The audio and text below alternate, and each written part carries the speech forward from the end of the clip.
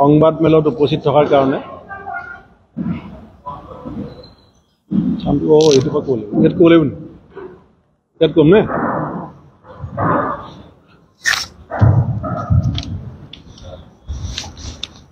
মাননীয় সাংবাদিক বন্ধুসকল পোনপ্ৰথমে আপোনালোকক ধন্যবাদ জনাইছোঁ সংবাদ মেলত উপস্থিত থকাৰ কাৰণে আৰু আমাৰ প্ৰদেশ কংগ্ৰেছৰ দুগৰাকী মাননীয় ভাইচ প্ৰেছিডেণ্ট নিপেন ঠাকুৰীয়া ডাঙৰীয়া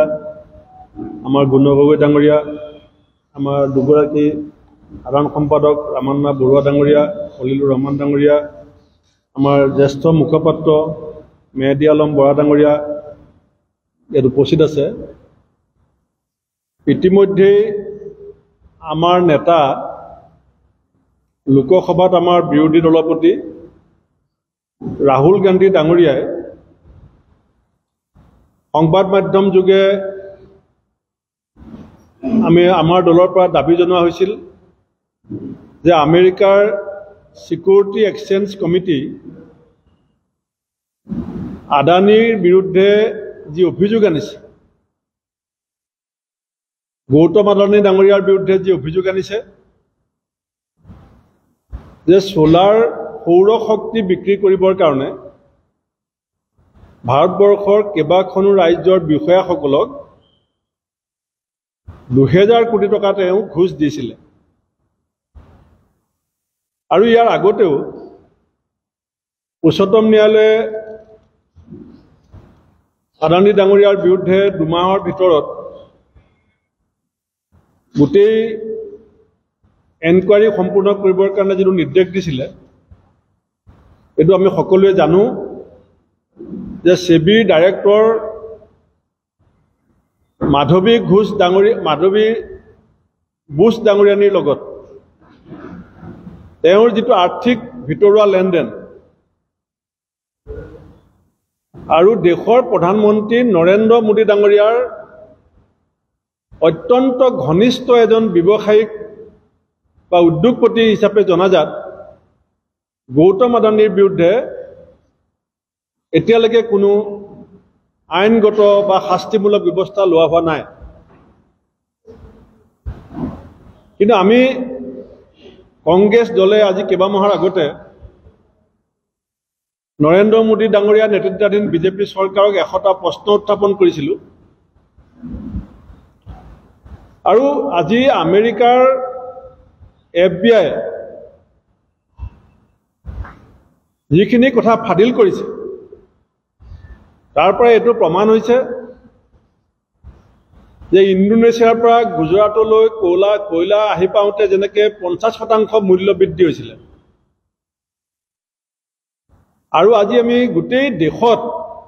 সাধাৰণ মানুহবিলাকে যেতিয়া লাইটত ছুইচটো দিয়ে ছুইচ দিয়াৰ লগে লগে যিটো বিল বৃদ্ধি হয় সেই পইচা গৌতম আদানী ডাঙৰীয়াৰ হাতলৈ যায় আৰু সেই পইচাৰে আমাৰ দেশৰ এটা পলিটিকেল ফাণ্ডিং বিজেপি দলে ক'ত চৰকাৰ ভাঙিব লাগে বিজেপি দলে ক'ত চৰকাৰ পাতিব লাগে এই পলিটিকেল ফাণ্ডিংটোতো মোদী ডাঙৰীয়াই গৌতম আদানী ডাঙৰীয়াৰ পইচা ব্যৱহাৰ কৰে বুলি ইতিমধ্যে এই কথা আমি কৈ আহিছিলোঁ আৰু আমেৰিকাই গ্ৰেপ্তাৰী পৰোৱানা দিয়াৰ পাছতো সুপ্ৰিম কোৰ্টে তদন্তৰ নিৰ্দেশ দিয়াৰ পাছতো আজিও যে মুকলি আকাশৰ তলত গৌতম আদানী ডাঙৰীয়া আছে তাৰ পৰা এইটোৱেই প্ৰমাণ হয় যে দেশৰ প্ৰধানমন্ত্ৰীয়ে গৌতম আদানী ডাঙৰীয়াক গ্ৰেপ্তাৰ কৰিব নোৱাৰে শাস্তিমূলক ব্যৱস্থা ল'ব নোৱাৰে কাৰণ গৌতম আদানী ডাঙৰীয়াৰ লগত নৰেন্দ্ৰ মোদী ডাঙৰীয়াৰ প্ৰত্যক্ষ আৰ্থিক লেনদেনৰ সম্পৰ্ক আছে আৰু লাহে লাহে আমি কংগ্ৰেছ দলে এই কথাবিলাক তথ্যভিত্তিক ফাদিল কৰিবলৈ গৈ আছো কিন্তু বন্ধুসকল আটাইতকৈ ডাঙৰ কথাটো হৈছে যে আমাৰ অসমৰ মুখ্যমন্ত্ৰী হিমন্ত বিশ্ব শৰ্মা ডাঙৰীয়া সৰ্বকালৰ দুৰ্নীতিগ্ৰস্ত মুখ্যমন্ত্ৰী হিচাপে ইতিমধ্যে আমি কংগ্ৰেছ দলে কৈ আহিছোঁ ভাৰতবৰ্ষৰ ভিতৰত আটাইতকৈ দুৰ্নীতিগ্ৰস্ত মুখ্যমন্ত্ৰী বুলি যিজন মানুহক আমি কওঁ এতিয়া গৌতম আদানী ডাঙৰীয়াৰ যিটো সৌৰ শক্তি বিক্ৰীৰ 2000 কোটি টকীয়া দুৰ্নীতি আমেৰিকাত ফাদিল হৈছে, সেই গোটেই যদি আপুনি নেক্সাছটো যদি ভালকে পৰ্যবেক্ষণ কৰি দেখিব, তাতো অসমৰ মুখ্যমন্ত্ৰী হিমন্ত বিশ্ব শৰ্মা ডাঙৰীয়া জড়িত আছে। মই আপোনালোকক কেইটামান তথ্য দিব বিচাৰিছোঁ। যিটো মৰিছাছৰ যিটো এজিউৰ বুলি কোম্পানী, AZURE, এই এজিউৰ কোম্পানীৰ লগত আমাৰ অসমৰ মুখ্যমন্ত্ৰী হিমন্ত বিশ্ব শৰ্মা ডাঙৰীয়াৰো যে সম্পৰ্ক আছে, আৰু সেই সম্পৰ্কৰ আঁৰৰ মানুহজন যে গৌতম আদানী ডাঙৰীয়া, এই কথাটো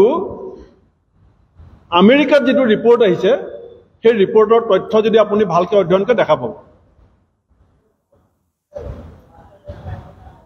বজাৰৰ দৰতকৈ অধিক দামত বিদ্যুৎ বিক্ৰী কৰিবলৈ ৰাজ্যই 2029 কোটি টকাৰ উৎকোচ বিলাইছিল যেতিয়া আদানী ডাঙৰীয়াৰ যিটো কোম্পানী আছিলে আদানী গ্ৰীণ আৰু কানাডাৰ এজিউৰ পাৱাৰ। এতিয়া অসমত এটা 90 মেগাৱাটৰ সৌৰ শক্তি প্ৰকল্প চলি আছে, 90 মেগাৱাটৰ। এই প্ৰকল্পটো এজিউৰ গ্ৰুপে অসমত আৰম্ভ কৰিছে, আৰু এজিউৰ গ্ৰুপৰ পাৰ্টনাৰ হৈছে আদানী গ্ৰীণ। আৰু আমেৰিকাত ফাদিল হোৱা, আমেৰিকাত ইতিমধ্যে যিটো তাৰ ন্যায়াধীশে যিটো ৰায়, যিটো নোট দিছে, তাত লিখা আছে যে 2021 চনৰ আগষ্ট মাহত গৌতম আদানী ডাঙৰীয়াই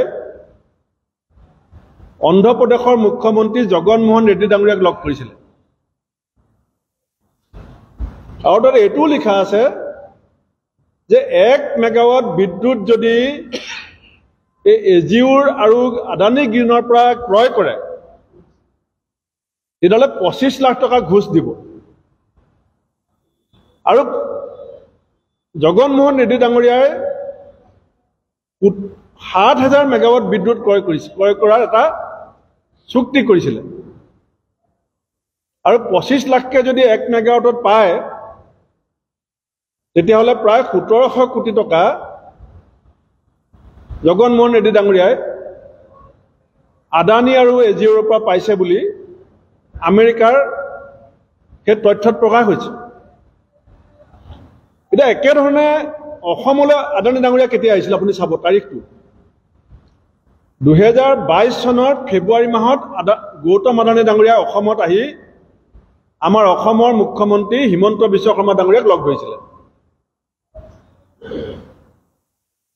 2022 চনৰ ফেব্ৰুৱাৰী মাহত আদানী ডাঙৰীয়া আৰু হিমন্ত বিশ্ব শৰ্মা ডাঙৰীয়াৰ মিটিংখন হৈ যোৱাৰ পিছত 2022 চনৰ জুলাই মাহত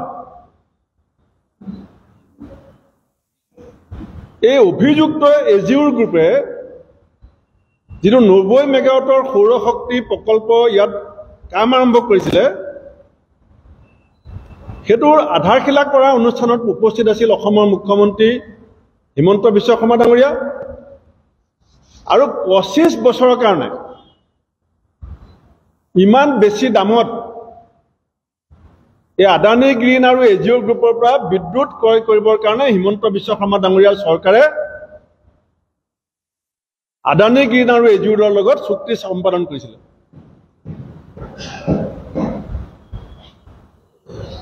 গতিকে মোৰ আৰু APDCL সেই বিদ্যুৎখিনি ক্ৰয় কৰিব। এতিয়া এইটো আওপকীয়াকৈ ওলাই পৰিছে যে জগনমোহন ৰেড্ডী ডাঙৰীয়াক যিটো প্ৰস্তাৱ দিয়া হৈছিল যে আপুনি যদি 1 মেগাৱাট কিনে 25 লাখ পাব, তেওঁ 7,000 মেগাৱাট কিনিছে। এতিয়া অসমত 90 মেগাৱাট প্ৰডাক্ট কৰিব আৰু 25 বছৰলৈকে, ভৱিষ্যতে 25 বছৰ APDCL অধিক দামত এই বিদ্যুৎখিনি ক্ৰয় কৰি থাকিব। ইয়াৰ পইচা কোনে দিব লাগিব? এই বিদ্যুৎৰ ৰিটেইল সেলাৰ আৰু গ্ৰাহক কোন হ'ব? আমি সাধাৰণ মানুহখিনি। অৰ্থাৎ আগন্তুক 25 বছৰত এজিউৰে সোলাৰ পাৱাৰ অসমত যিমান বিক্ৰী কৰিব তাত 1 মেগাৱাটৰ বিৰুদ্ধে 25 লাখকৈ টকা যেনেকৈ জগনমোহন ৰেড্ডি ডাঙৰীয়াই পাইছে বুলি কৈছে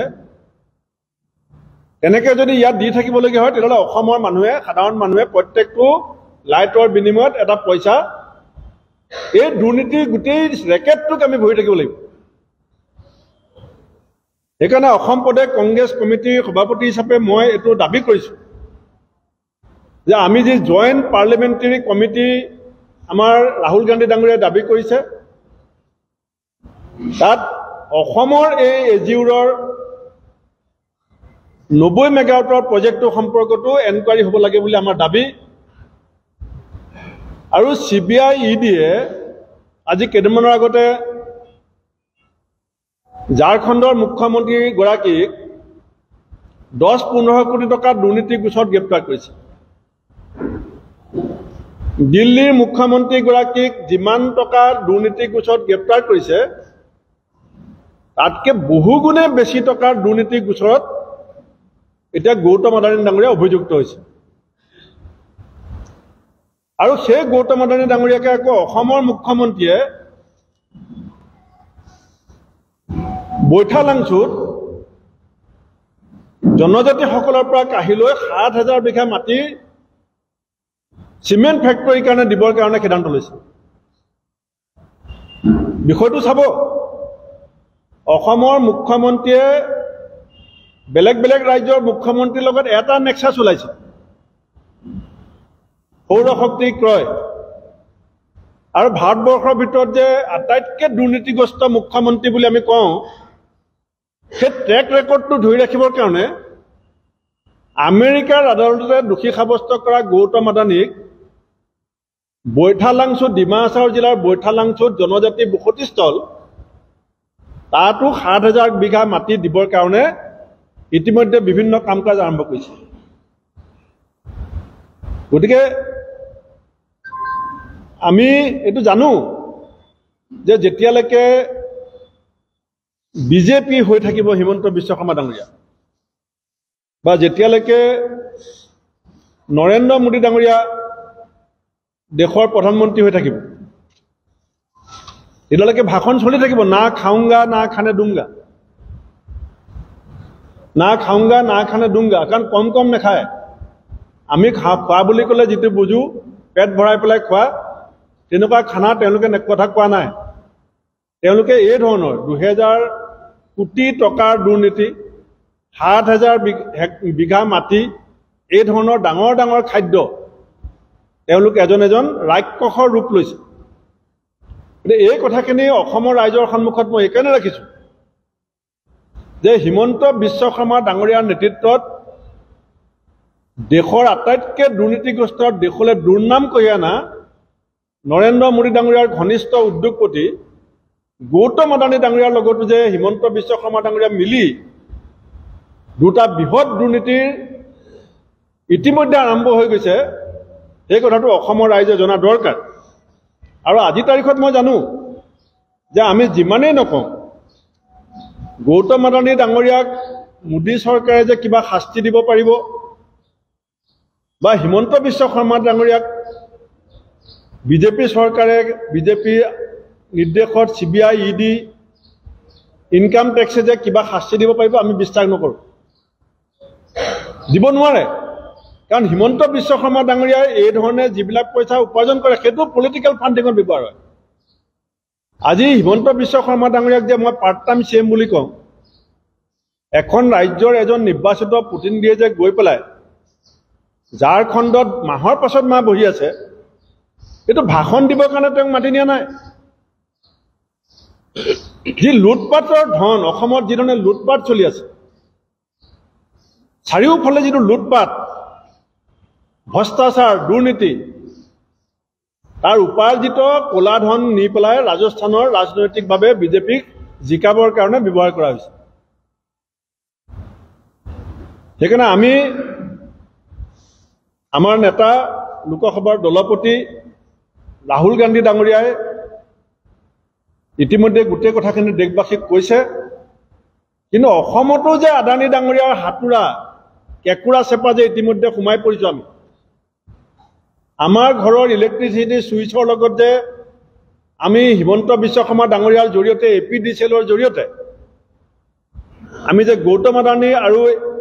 এজিউৰক যে পইচা দি থাকিব লাগিব 25 বছৰ এই কথাটো অসমৰ ৰাইজে ভালকৈ জনা দৰকাৰ সেইকাৰণে আহি থকা সময়ত এই কথাবিলাক আৰু বিতংভাৱে কম আমি অতি শীঘ্ৰে গৌতম আদানী ডাঙৰীয়াক গ্ৰেপ্তাৰ হোৱাটো বিচাৰিছোঁ আৰু অসমৰ এই দুইটা প্ৰকল্পত গৌতম আদানী ডাঙৰীয়াৰ যিটো ইনভলভমেণ্ট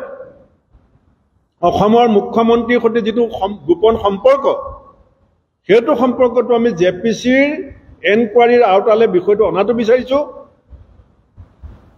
আৰু আমাৰ এইটো দৃঢ় বিশ্বাস যে উপযুক্ত সময়ত অসমৰ মুখ্যমন্ত্ৰী হিমন্ত বিশ্ব শৰ্মাৰ এই দুৰ্নীতি ভ্ৰষ্টাচাৰৰ গোটেই কাহিনী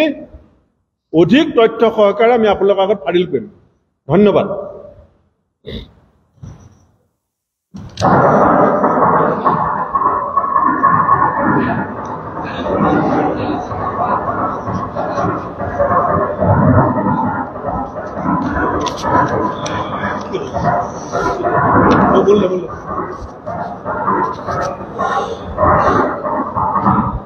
বললে কি কৈছিলে এইটোতো কালি ক'লোৱে আৰু কালিলৈ কমেই আজি এইটোতে থাকক এইটোত যদি কিবা আছে সোধক হ'বনে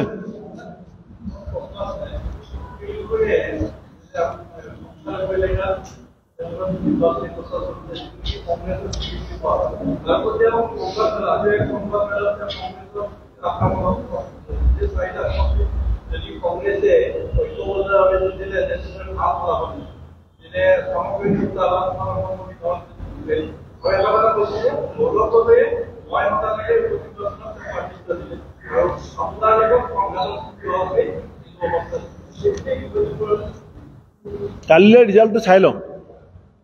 কালিলৈ আপোনালোকেও চাই লওক আমিও চাই লওঁ আবেলি মই আপোনালোকক আকৌ এটা লগ পাম কালিলৈ আবেলি যেতিয়া অফিচিয়েলি ৰিজাল্টটো ঘোষণা হ'ব উপায়ুক্তসকলে যেতিয়া তথ্যবিলাক মুকলি কৰিব কোনে কিমান ভোট পালে তাৰপিছত মই কালিলৈ ইয়াত এই ধৰণৰ যিমান অন্যান্য বিষয় আছে সকলোৰে উত্তৰ দিম কিন্তু আজি বিশেষকৈ অসমৰ আটাইতকৈ সৰ্বকালৰ দুৰ্নীতিগ্ৰস্ত দেশৰ ভিতৰত দুৰ্নীতিগ্ৰস্ত এজন মুখ্যমন্ত্ৰীয়ে কি পৰ্যায়ত অসমত বিজুলী বাতিৰ নামত লুণ্ঠনৰ এটা পৰিকল্পনাৰ ষড়যন্ত্ৰ কৰিছে সেইটো মই আপোনালোকক জনাইছোঁ কালিলৈ আবেলি সকলো কথা আমি বিবৰি পাতিম ধন্যবাদ হ'ব